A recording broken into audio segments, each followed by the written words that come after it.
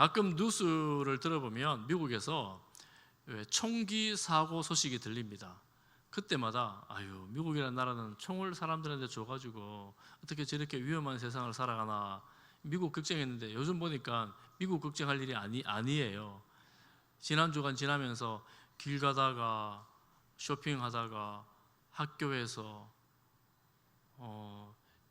칼부림 이렇게 나오는데, 어떤 신문에 보니까 테러라는 단어를 쓰더라고요. 총이 없으니까 칼로 막 사람들 이렇게 해야 하는 것 같아요. 그리고 아무런 상관도 없는 사람, 모르는 사람, 그런 사람에게 이렇게 폭력을 가하니까, 살상을 가하니까 얼마나 어이없는 일입니까? 그 전문가들이라는 분들이 언론에 나오는 걸 보니까 여러 가지 질병이다, 소시오패스다, 혹은 어릴 때부터 가정에 문제가 있었다, 이런 진단을 많이 합니다. 이런 진단을 많이 하지만 사실은 이 지금 우리나라가 흉흉하다 이런 표현을 써도 되겠습니까? 좀 분위기가 흉흉해져서 그런 진단만으로는 어떻게 해결도 할 수 없는 그런 세상이 되는 것 같습니다. 왜 이렇게 되었을까? 잘 모르겠지만 여러 가지 이유가 있겠지만 어쨌거나 분노가 가득한 것 같습니다. 여러분, 너무 화를 내지 마시기를 바랍니다. 이제 화내면 같이 맞받아 싸우지 말고 잠시 자리를 피하세요. 아주 무서운 사회가 됐습니다. 잠시 피해 가시기를 바랍니다. 우리 온 사회에 화가 많이 난 것 같아요. 많은 사람들이 화가 난 것 같습니다.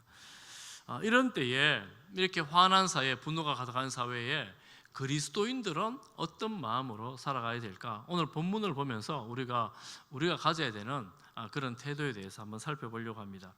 우리가 지금 오늘 보는 본문은 지난주에 예수님이 제자 3명 데리고 높은 산에 올라가셨고 변화가 되셨고 하나님의 나라가 권능으로 임한 영광스러운 모습을 경험한 다음에 일어난 일입니다. 높은 산 위에 올라가셨으니까 예수님은 산에 계셨고 땅에는 예수님이 계시지 않으신 거예요. 그때 예수님이 계시지 않을 때에 일어난 일이 예수님이 산에서 내려오면서 해결되는 그런 장면으로 우리가 볼 수가 있습니다. 예수님이 땅에 내려와 보니까 사람들이 많은 무리들과 함께 모여서 서기관들하고 변론을 하고 있습니다. 변론. 이 변론이라는 것은 논쟁, 토론 이렇게 번역할 수 있는데, 여러분, 이스라엘이라는 나라에는 유명한 교육 방식이 변론, 토론입니다.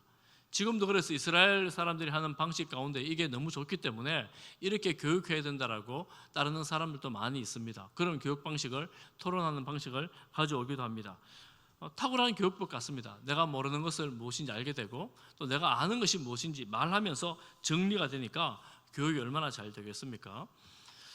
그런데 이 토론하는 교육 방식에는 기준이 필요합니다. 목소리 크다고 토론이 다 되는 건 아니지 않습니까? 기준이 필요한데 기준이 잘 설정되어 있지 않으면 이게 약간 문제가 될 수도 있습니다. 우리 교회에서는 교회 교육도 토론을 통해서 할 수 있는데 이 기준은 하나님의 말씀, 성경이 되어야 합니다. 그리고 또 한 가지는 토론을 잘 한다고 해서 문제 해결 능력이 뛰어난 것은 다 아니다 하는 것을 여러분 살면서 경험했을 거예요. 말은 잘하는데 할 줄 아는 게 뭐니? 이렇게 물어보니까 할 수 있는 게 별로 없어요. 말은 잘하는데. 어쨌든 예수님은 이 산에서 내려오신 다음에 토론, 변론, 논쟁보다 더 중요한 것을 오늘 말씀을 하십니다. 무리들이 모여 있습니다. 예수님이 무리들을 보려고 모여 왔는데 예수님이 계시지 않았잖아요. 그런데 그 자리에 예수님이 내려오시니까 무리들이 다 예수님께로 다시 몰려왔습니다. 그리고 어떤 분 한 사람이 말합니다. 선생님, 말 못하게 하는 귀신 들린 내 아들을 선생님에게 데려왔는데 선생님이 계시지 않아서 제자들에게 고쳐달라 했더니만 귀신을 내쫓아달라고 했는데 제자들이 고치지 못했습니다. 이렇게 말을 합니다. 이때 18절을 보면 귀신 들린 아이의 증상에 대해서 오늘 여러 번 나오는데 이렇게 말합니다. 귀신이 그를 잡으면 거꾸러지고 거품을 흘리고 이를 갈고 파리해지는지라 몸이 굳어갑니다. 이런 증상을 보고 어떤 사람들은 이런저런 질병이다 이렇게 진단하기도 합니다. 성경에서는 귀신이 들렸다 이렇게 말을 합니다. 예수님께서 이 말을 들으시고 뭐라고 말씀하십니까? 믿음이 없는 세대여 이렇게 말씀하십니다. 1차적으로는 제자들에게 하는 말씀 같아요. 제자들에게 고쳐달라 했는데 고쳐주지 못했잖아요. 제자들을 보고 믿음이 없다 이렇게 판단하는 것 같습니다. 그리고 이렇게 말씀하시죠. 내가 얼마나 너희와 함께 있으며 얼마나 너희에게 참으리요. 예수님은 이제 우리가 흔히 말하는 변화산에서 내려오셨습니다. 그리고 이제 십자가를 질 것이라고 말씀하셨습니다. 지금 예루살렘으로 이제 다음부터 올라갑니다. 그러면 예수님의 이 땅의 삶이 얼마 남지 않았습니다. 이때까지 한 3년 정도를, 3년보다 조금 더 되는 날을 이 제자들과 함께 있었는데, 내가 얼마나 너희와 더 있어야 되겠느냐, 이제 내가 곧 갈 텐데 너희들이 아직도 이렇게 믿음이 없느냐, 내가 얼마나 더 참으란 말이냐 라면서 탄식하며 안타까워하시면서 그에게 아들을 데려오라고 말씀하십니다. 그렇게 해서 그 아버지가 그 아들을 데려오니까 저 멀리서 그 아들이 오면서 예수님을 보면서 귀신이 놀란 것 같아요. 예수를 보고 아이로 경련을 일으키게 하고 땅에 엎드러지게 하고 땅에 구르면서 거품을 흘리게 합니다. 너무 안 되었잖아요. 너무 불쌍하잖아요. 예수님께서 그 아버지에게 물으십니다. 언제부터 이렇게 되었느냐 이렇게 물으니까 어릴 때부터 이 아이가 그랬습니다. 귀신이 그를 죽이려고 불에도 던지고 물에도 던졌습니다. 자주 던졌습니다. 아마 그랬겠지요. 불 때문에 생명의 위험을 경험하기도 했을 것이고 물 때문에 생명의 위기를 경험하기도 했을 것입니다. 어릴 때부터 지금까지 계속 그렇게 왔습니다. 그러면서 첫 번째 요청을 합니다. 그 요청이 뭐냐면 22절에 보니까 무엇을 하실 수 있거든 우리를 불쌍히 여기사 도와주옵소서. 무엇을 하실 수 있거든 우리를 불쌍히 여기사 우리를 도와주옵소서. 이 귀신 들린 아이의 아버지는 이 비참한 상황에서 예수님께서 도와주시기를 요청하고 있습니다. 그런데 요청한 조건이 있습니다. 무엇을 하실 수 있거든. 사실 이 아버지는 예수님의 소문을 듣고 왔습니다. 예수님께서 이런 질병도 고치고 저런 질병도 고친다더라, 귀신도 쫓아낸다더라, 이런 소문을 듣고 왔을 터인데 예수님 할 만하거든, 할 수 있거든 좀 해주십시오. 능력이 된다면 좀 해주십시오. 도와주십시오. 이렇게 아주 겸손하게 말하고 있죠. 그런데 예수님께서는 무슨 말이냐 소리를 치신 것 같아요. 무슨 말이냐. 그리고 믿는 자에게는 능히 하지 못할 일이 없느니라 라고 그에게 말씀하십니다. 믿는 자에게 능치 못할 일이 있다 이렇게 능치 못할 일이 없다 이렇게 말씀하시는 거예요. 그러면 조금 전에 제자들에게 믿음이 없는 세대라고 말씀하셨고 이 아비에게 믿으면 가능하다 이렇게 말씀합니다. 그래서 이 아버지가 두 번째 요청합니다. 24절인데요. 우리 24절을 같이 한번 읽어보겠습니다. 24절을 같이 보겠습니다. 시작. 곧 그 아이가 아버지께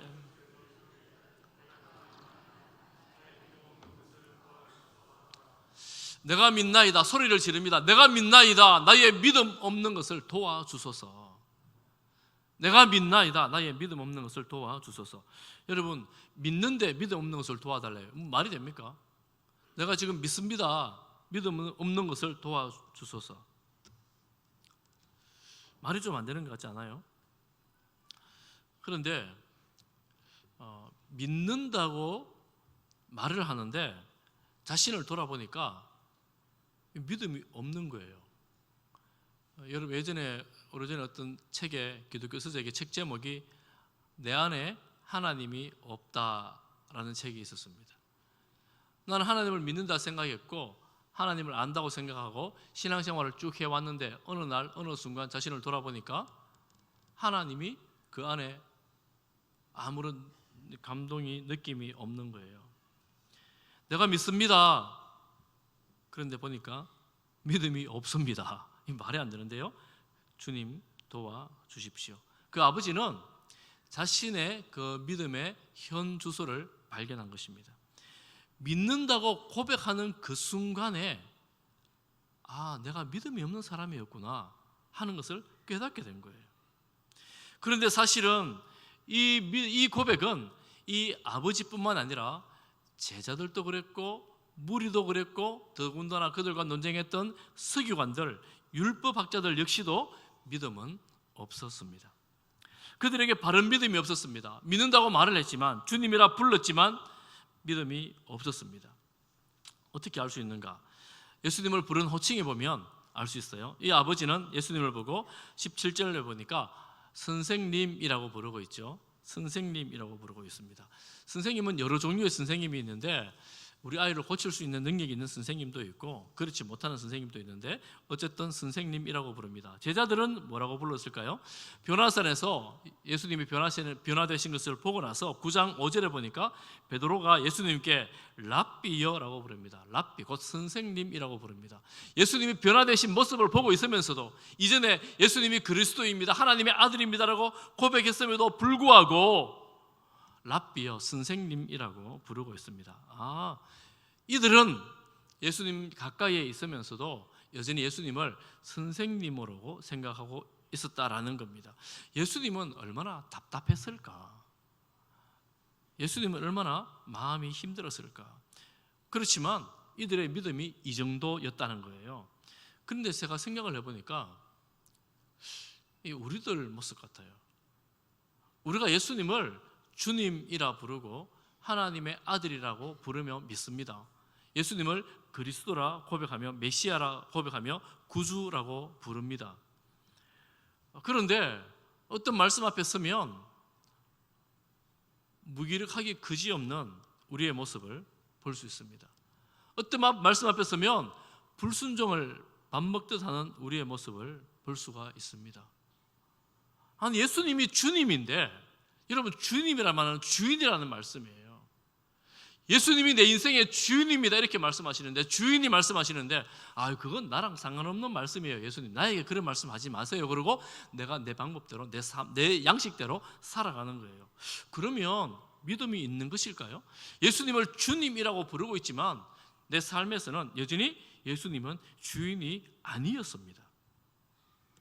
주님이라고 부르긴 하지만 믿음이 약하다 보니, 아니면 오늘 그 아비의 고백처럼 믿음이 없다 보니 그저 착하게 잘 살아야 된다, 이렇게 인생을 교훈하는 선생님, 훌륭한 선생님, 윤리교사, 혹은 요즘 여러분 인터넷을 보면 자기 개발 강사들이 정말 많습니다. 이렇게 살면 성공합니다, 이렇게 살면 돈 벌입니다, 이렇게 투자하면 부자 됩니다, 이런 거 인터넷에 엄청나게 많아요.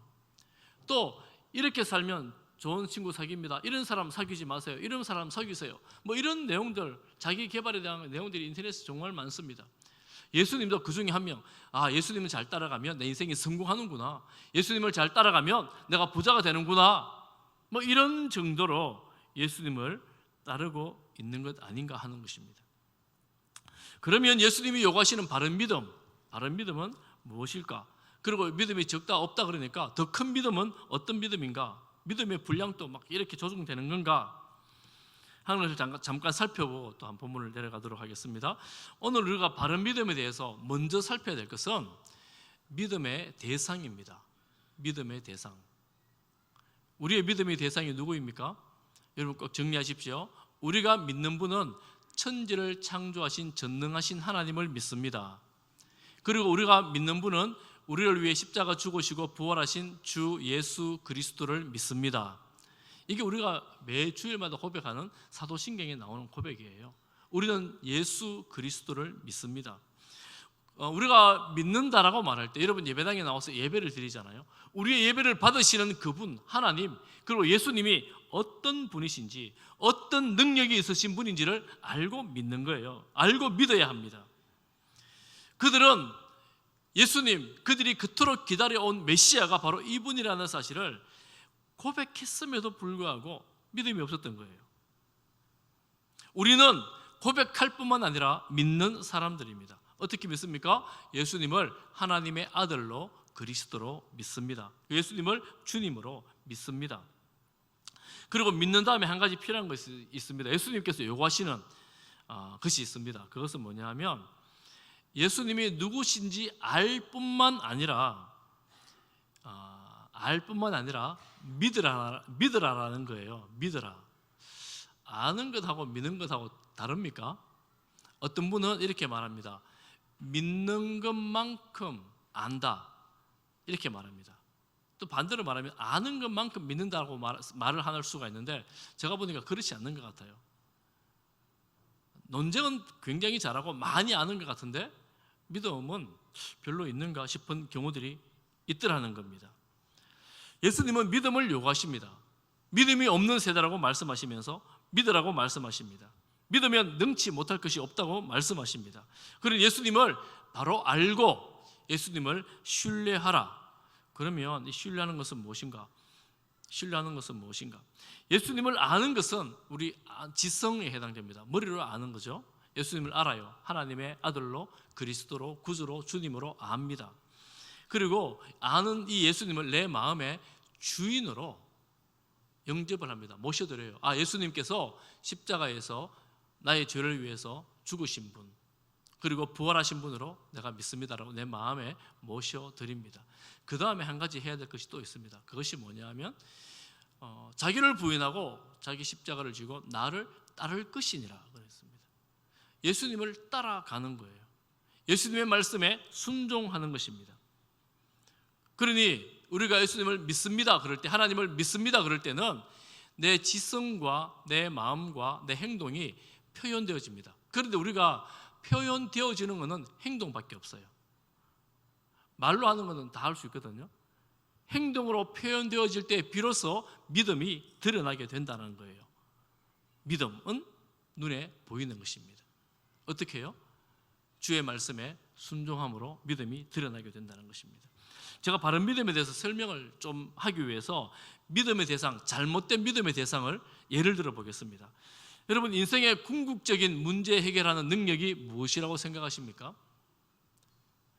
내 인생에서 가장 문제 해결을 잘할 수 있는, 가능하게 하는 것 무엇이라고 생각하십니까? 어떤 사람들은 권력이라고 생각합니다. 권력, 힘이라고 생각합니다. 어떤 사람들은 능력, 재능이라고 생각합니다. 어떤 사람들은 돈이라고 생각합니다. 돈이 많으면 다 되지, 힘이 있으면, 권력이 있으면 되지, 이렇게 생각합니다. 그런데 이렇게 생각하는 사람들은 사실은 기독교에서 말하는 믿음의 대상이 잘못된 사람들입니다. 잘못된 믿음이에요. 이 믿음을 가지고 끝까지 가보면 이것이 나를 구원해 줄 수 있는가? 구원하지 못합니다. 때로는 땅에서는 나를 살게 해줄 수는 있지만 나를 구원하지를 못합니다. 믿음의 질 문제를 한번 볼까요? 어떤 믿음이 큰 믿음일까요? 제가 강단에서 여러분보다 큰 믿음을 가졌기 때문에 큰 소리로 주여, 주님을 많이 부르고 큰 소리로 기도를 하면 제가 여러분보다 더 큰 믿음을 가진 것일까요? 그럴 수도 있겠지만 그렇지 않습니다. 제가 주님을 더 많이 부르고 더 큰 소리로 부른다고 해서 더 좋은 믿음을 가진 것은 아니다 하는 것입니다. 또한 믿음의 행동을 보면 선행을 누구보다 더 많이 하면 그 선행을 많이 하는 사람이 믿음이 큰 사람이라고 단정하게 말할 수 있을까요? 여러분, 예수님을 믿지 않는 사람도 선행을 많이 하는 사람들이 있어요. 예수님을 믿지 않는 사람들도 아주 큰, 우리보다 훨씬 상상 이상을 선행을 하는 그런 사람들이 있습니다. 그런데 그것이 믿음이 좋은 것이라고 말하지 않습니다. 그런 믿음이 좋다는 것을 어떻게 설명할 수 있을까요? 여러분, 제가 쉽게 말씀을 드리면 믿음이 좋은 사람은 하나님과 친한 사람들이에요. 하나님 아버지하고 가까운 사람들입니다. 하나님 아버지하고 소통이 되어지는 사람들입니다. 하나님께 구하고 하나님께 받는 것이 많은 사람들입니다. 그러니 믿음은 관계로 이야기를 할 수 있습니다. 믿음은 관계입니다. 하나님 아버지라 부를 때 가까이에서 하나님을 느끼고 하나님을 경험하고 하나님을 체험하고, 또한 그러므로 주님을 부르고, 때로는 간절할 때는 크게 부르기도 하고 많이 부르기도 하고 자주 부르기도 하고, 아버지가 너무 좋아서 예배 자리에 나오고, 아버지가 너무 좋아서 큰 소리로 찬송하기도 하고 마음으로 찬양하기도 하고, 이 아버지와의 관계 속에서 신앙이 되어지고 믿음이 되어지는 것입니다. 좀 더 다른 표현을 해보자면, 제가 전에 한번 말씀을 드렸는데 이렇게 표현할 수 있습니다. 아기가 아빠를 믿으면 저 높은 곳에서 뛰어내리라면 아기는 물불 가리지 않고 뛰어내립니다. 아빠만 보고. 믿음이 좋은 사람들은 예수님께 자신을 던지는 사람이라고 말할 수 있습니다. 그래서 예수님은 어린아이의 믿음을 어린아이 같아야 된다고, 그래서 하나님 나라에 가야 된다고 그렇게 말씀하시잖아요. 우리 자신의 믿음이 우리 아이들은 앞뒤 다 안 따지고 계산하지 않고 그냥 던지는 거예요. 어떻게 볼 수 있냐면 법궤를 맨 그 제사장들이 지금 홍수 나서 물이 넘쳐 흐르는 그 요단강에 발을 담그는 겁니다. 여러분, 홍수 나서 물이 넘쳐 흐르는데 발을 담그면 어떻게 돼요? 쓸려가 버립니다. 쓸려가 버려요. 그런데 요단강에 발을 담그는 그 순간 물이 멈춰서 버리잖아요. 자신을 던지는 겁니다. 그런데 이런 믿음을 사용할 때가 많지 않습니다. 늘 이런 믿음을 사용할 필요는 없습니다. 사용할 때도 별로 없어요. 그래서 우리가 예수님 바른 믿음은 예수님이 누군 줄 알고 하나님이 누군 줄 알고 하나님의 말씀을 듣고 그 말씀에 그대로 순종하는 겁니다. 이 계산 좀 접어두고 계산 좀 덜하고 순종하는 것입니다. 찬양이 있잖아요. 주님 말씀하시면 내가 나아가리라. 주님 뜻이 아니면 내가 멈춰 서리라. 내가 정말 하고 싶은데 이거 주님이 기뻐하시는 게 아닌 거예요. 그러면 그 자리에 멈추는 겁니다. 내가 이거 정말 하고 싶지 않지만 주님께서 말씀하시기에 내가 그 일을 행하는 것입니다. 이것이 이제 바른 믿음을 가진 사람들입니다. 사실 우리 교회에도 그런 분들이 있어요. 주님께 자신을 던진 분들이 있습니다. 주님께 자신을 던지면 주님께서 그 인생을 책임져 주시는 것을 경험할 수가 있습니다.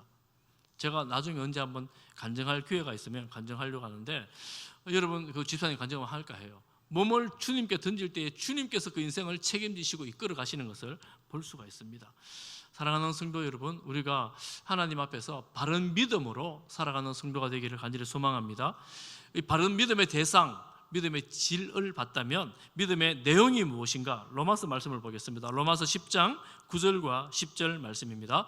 우리 같이 한번 읽어보겠습니다. 시작. 내가 만일 내 입으로 예수를 주로 시인하며 또 하나님께서 그를 죽은 자 가운데서 살리신 것을 네 마음에 믿으면 구원을 받으리라. 아멘.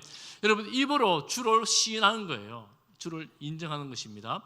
그리고 예수님께서 죽은 자 가운데서 살아나셨다. 하나님께서 아들 예수님을 죽이셨다가 살리셨다. 예수님의 십자가와 부활을 믿을 때 구원을 받습니다. 왜 죽으셨습니까? 우리의 죄를 해결하시고 우리의 죄를 용서하신 십자가 그리고 부활입니다. 믿을 때 구원을 받습니다. 그런데 여러분 10절을 보셔야 돼요. 10절을 보면 한 번 더 나아갑니다. 10절을 같이 봅니다. 시작. 사람이 마음으로 믿어 의에 이르고 입으로 시인하여 구원에 이르느니라. 우리 믿음은 마음에서 시작이 되어집니다. 그런데 입으로 시인하여 구원에 이른다 이렇게 말하잖아요. 입으로 시인한다는 것이 무엇일까? 여러 가지로 말씀드릴 수 있는데 좀 편안하게 쉽게 말씀을 드린다면, 내가 예수 믿는다고 다른 사람에게 말하고 다니는 거예요. 그냥 여러분 가족들, 여러분 직장 동료들, 여러분 친구들, 안 믿는 친구들, 여러분 예수 믿는지 다 아시잖아요.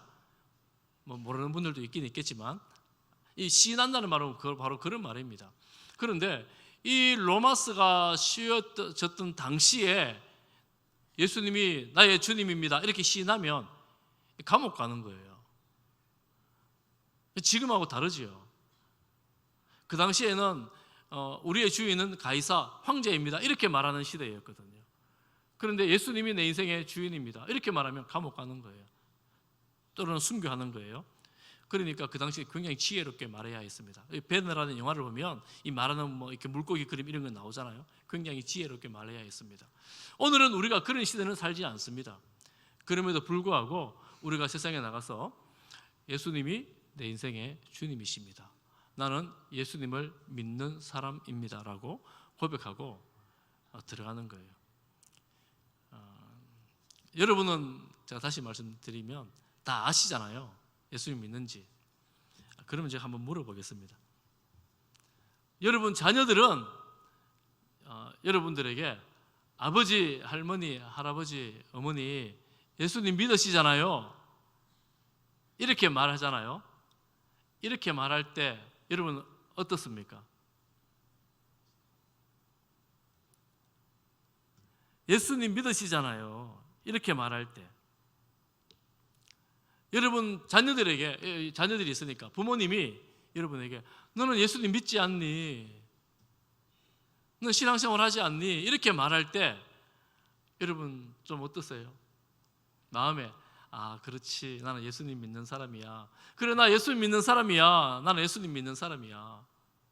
이렇게 당당하게 큰 소리 치면서 함께 예수님 믿자 이렇게 말해도 괜찮죠? 아멘.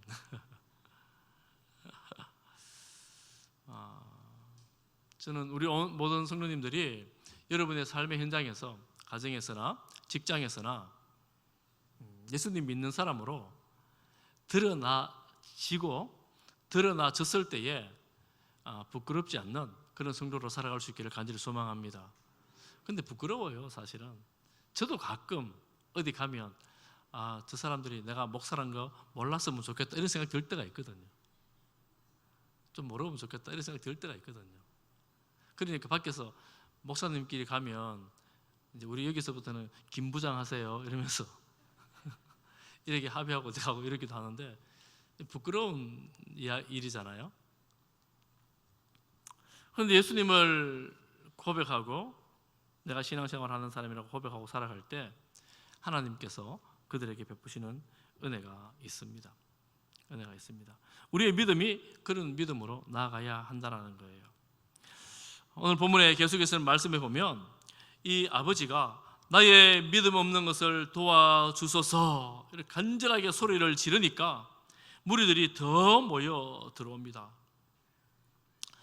몰려오는 무리를 보면서 예수님께서 그 아이, 귀신을 붙들고 있는 그 아이에게 꾸짖습니다. 더 귀신을 꾸짖습니다. 말 못하고 못 듣는 귀신아, 내가 네게 명하노니 그 아이에게서 나오고 다시는 들어가지 말라. 한 번에 어떻게 됩니까? 26절에 보니까 귀신이 소리를 지르면서 아이로 심히 경련을 일으키게 하고 나가버렸습니다.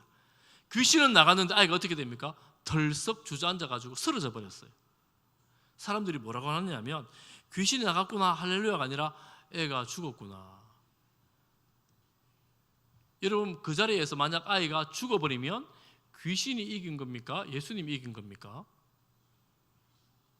아니, 아이 살려달라고 왔는데 애가 죽어버리면 어떻게 돼요? 애가 푹 주저앉아 버리니까 사람들이 보기에 애는 죽은 거예요. 애가 죽어버린 거예요. 이렇게 생각했습니다. 죽었는지 죽지 않았는지 모르겠지만 이렇게 사람들이 웅성웅성대면서 죽었다 이렇게 말하는 그 분위기에서 예수님께서 그 아이의 손을 잡아 일으켜 세웁니다. 아이가 일어나는 거예요. 아이가 죽었더라면 부활한 것이고 죽지 않고 기절해 있다면 이렇게 일어난 거예요. 중요한 것은 주변 사람들이 소름이 돋지 않았겠어요? 여러분, 이 장면을 영화로 만들었다고 생각해 보세요. 아이가 귀신에 들려가지고 흥분하고 경련하고 부들부들 떨고 있다가 푹 주저앉아 쓰러져 버렸어요. 다들 죽었다고 소리치는데 예수님이 조용히 손잡아 일으키실 때에 아이가 일어나는 거예요. 여러분, 소름 돋지 않습니까? 와, 예수님이 살리셨구나. 예수님은 살리시는 분이구나. 예수님은 능력이 있으신 분이구나. 그 자리에서 확인이 되어지는 거예요. 예수님은 능력이 있습니다. 예수님은 살리는 분입니다.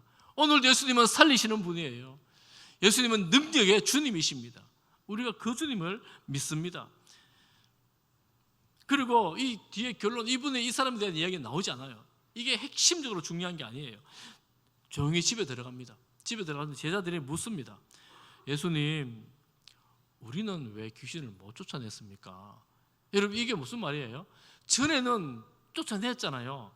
마가복음 6장 7절에 보니까 12제자를 불러서 둘씩 보내면서 예수님께서 더러운 귀신을 쫓아내는 능력을 주셨어요. 권능을 주셨어요. 6장 13절에 보면 그들이 나가서 많은 귀신을 쫓아내며 많은 병자를 고치십니다.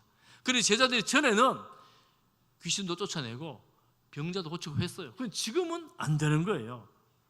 왜 안 됩니까, 예수님? 29절 말씀을 같이 봅니다. 29절입니다. 시작. 이르시되 기도 외에 다른 것으로는 이런 종류가 나갈 수 없느니라. 기도해야 된다는 거예요. 단지 내 능력, 내 경험, 내 실력, 내 재능 이런 것들로 하나님의 일을 하는 것이 아니라 기도로 해야 된다, 이렇게 말씀하고 있습니다. 여러분, 기도가 무엇입니까? 기도는 아주 단순하게 말씀을 드리면 내가 필요한 거 달라고 요청하는 거예요. 하나님께 요청을 하는 거예요. 하나님 주십시오, 도와주십시오 하는 겁니다. 하나님은 우리의 필요를 알고 계십니다. 그럼에도 불구하고 기도하라라고 지속적으로 말씀하십니다. 알고 있으니 하나님 알아서 하세요, 이게 아니라 하나님 아시잖아요, 도와주세요, 이렇게 기도하라는 겁니다. 그리고 기도는 하나님은 하실 수 있습니다라는 절대 신뢰입니다. 하나님을 향한 절대 신뢰, 그리고 하나님을 향한 절대 의존이 기도입니다. 그러니 기도하는 사람은 하나님을 의존하는 사람이지만 기도하지 않는 사람은 하나님을 덜 의존하는 사람이라고 말씀할 수가 있습니다. 우리 성도들은 하나님을 절대 의존하는 사람들입니다. 그래서 기도해야 돼요. 사랑하는 성도 여러분, 기도합시다. 기도해야 돼요. 그런데 절대 의존할 일이 별로 없는 것 같아요. 요즘 세상에 보니까. 옛날 우리 어머니 세대에는 어머니 기도하지 않으면 밥을 못 먹어요. 먹고 살지를 못해요. 가난해요. 또 기도하지 않으면 이렇게 하나님 도와주지 않으면 이 병 들린 아이를 치료할 방법이 없어요. 그러니 밤낮 주 앞에 나와 기도하고 하나님 살려달라고 기도하고 먹을 것 달라고 기도하고 아이 공부시킬 수 있게 해달라고 기도하고. 우리 어머니 세대는 그렇게 기도한 세대들이잖아요. 그렇게 우리 세대가 되었는데 우리 세대는 밥 먹고 살만하고 의료기술이 발달하다 보니까 뭐 병원 가면 다 되고 또 뭐 적당히 이래 하다 보니까 이렇게 절대 의존하여 기도할 만한 삶의 내용이 별로 없어진 그런 시대가 아닌가, 이런 생각이 듭니다. 그런데 여러분, 성경에서는 기도하래요. 믿고 기도하라고 말씀합니다. 여러분, 그걸 우리는 기도하는 사람이 되어야 됩니다. 그런데 여러분, 오늘 말씀에 보면 앞에서 왜 치유 못했다 그럽니까? 믿음이 부족해서 그랬대잖아요. 믿으면 된다고 하잖아요. 29절에 23절에 그랬거든요. 근데 29절에는 기도하라고 그럽니다. 여러분, 그러면 예수님 보시기에 이런 일들은 믿음 그리고 기도가 필요한데, 그걸 곰곰이 생각을 해보면 이 믿음과 기도는 별개의 것이 아니다 하는 것을 알 수가 있습니다. 기도하는 사람은 믿고 기도하는 것이고, 기도하지 않는 사람은 믿지 않으니까 기도를 잘 못하는 거예요. 그러니 믿고 구하는 기도, 그것이 오늘 본문의 결론이라고 말씀할 수가 있습니다. 이 29절, 기도 외에는 다른 것으로는 이런 종류가 나갈 수 없다 그랬는데, 이런 종류에 대해서 많은 신학자들이 이렇게 말합니다.